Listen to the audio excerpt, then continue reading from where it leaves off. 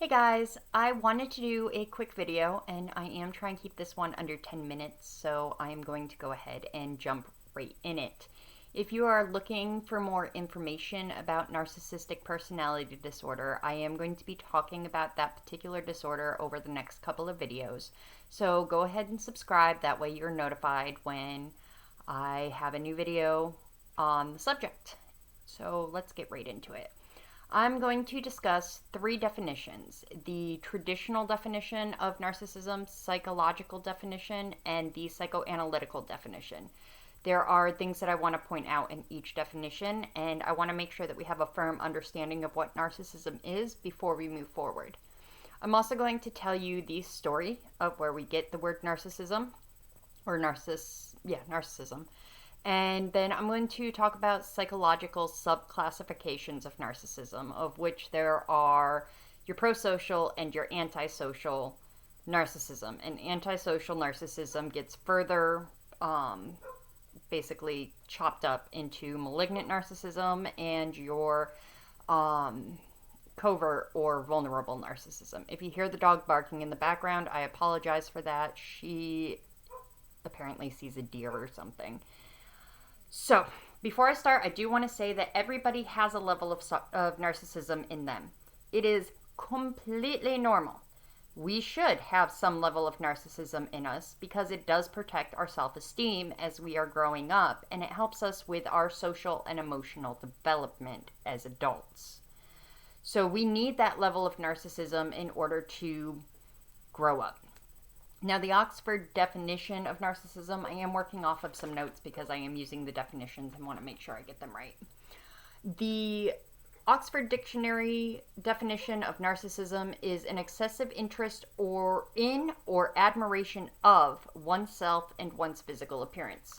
If a person is a narcissist under this definition, it's not a psychological issue per se. Everybody can get that moment where they're like, fuck yeah, I look good. Like, you spent time getting ready for the club, you know, you got yourself a new outfit on, you look at yourself in the mirror and you're like, fuck yeah, this is amazing, I look fantastic and everybody's gonna fucking love it. That's a level of narcissism that's completely normal. However, when we take a look at the psychological definition of narcissism, we can start seeing where the difference is between a psychological condition and the traditional definition of narcissism lies. So, in psychological terms, narcissism is selfishness involving a sense of entitlement, a lack of empathy, and a need for admiration. There are three main things in that definition that classify narcissism as a psychological component as opposed to just the traditional definition. And that is the sense of entitlement. So, a person with psychological narcissism will believe that they deserve something, regardless of if they've actually done anything to deserve it or not. They have to have a lack of empathy. This means that they couldn't care less about how you feel, so long as they are getting what they need. And the third one is they need other people to admire them. You can have narcissism and be really into yourself and all about yourself and be really vain and all about your appearance, but not need somebody else to admire you. When you have a psychological, when you fall under the psychological definition of narcissism, you have to have the admiration of other people. I'm going to break this down just a little bit more because there's one thing I want to point out, and that's the psychoanalytical definition of narcissism. And in psychoanalytical terms, it's a self-centeredness arising from failure to distinguish the self from external objects, either in very young babies or as a feature of a mental disorder. So, this is not saying that a person who is an adult and suffers with narcissism cannot tell the difference between you and a door. What this means, or themselves in the door rather, what this means is that the narcissist does not care about the difference between you and a door. We see this in babies when they're very young, they can't communicate, so they cry to get their needs met. They will need a diaper change or a bottle, and they will cry and cry and cry and cry and cry and not be able to differentiate that a parent is a completely separate entity from themselves. With a narcissist, they just don't care. They couldn't care less that you exist and that you are a person with feelings and emotions. I want to tell you a story about where we get the word narcissist from. And we get it from the Greek word narkissos. I swear, I think I'm saying that right. I'm not sure. Narkissos. So Narkissos was basically this guy who was really vain, really into himself. He was beautiful. Everyone agreed. He was just the most handsome guy you had ever seen. And he was a fantastic hunter. Excuse me. So he goes off hunting one day, and when he's done hunting, he's walking through the mountains, and a mountain nymph named Echo gazes upon him and falls madly in love. She starts following Narkissos, and when Narkissos realizes this, he turns around and asks who's there. Echo finally shows herself, and she's so overcome with the love that she feels for him that she throws herself at him. And Narkissos basically pushes her away and says, nah, not feeling this, and walks away. Echo is so distraught that she goes into a field to die. She was emo before emo was a thing. Nemesis, which is the goddess of revenge, she is an aspect of the goddess Aphrodite. She hears this story and she gets really pissed off about it, and she decides that Narkissos needs to be punished. So she goes and she lures Narkissos to a reflecting pool one day when he was done hunting and looking for a drink. Narkissos looks into this pool and sees a reflection of himself when he was younger and falls madly in love with it. And all he would do is sit there and look in this pool at the reflection. Eventually he realized that the reflection was not going to love him back, and the passion that he felt inside of himself actually burned him up and killed him, leaving nothing but a white and gold flower behind. That white and gold flower is a narcissist. It is also where we get the name for the flower. So that is the story of Narkissos and the way that we got the word narcissist. So I want to break down narcissism into a couple of categories. We have your prosocial and your antisocial narcissist. Your prosocial is not a bad thing. Your prosocial narcissist needs to have the admiration of others, but uses empathy to determine what other people want. They then provide that person with what it was that they were looking for, and that makes that person happy, and when that person's happy, the prosocial narcissist is happy in return.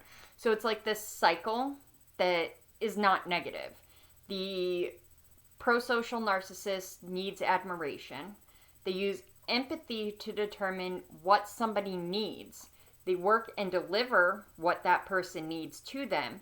That person is happy. Their happiness feeds the admiration that the prosocial narcissist was looking for. Then we have our antisocial narcissist. And no, these are not people who don't like other people or cannot stand to be around people. Antisocial in this case is talking about against the norm or against the societal norms that we exhibit as humans. This is further classified into two subcategories, a malignant narcissist and a covert or vulnerable narcissist.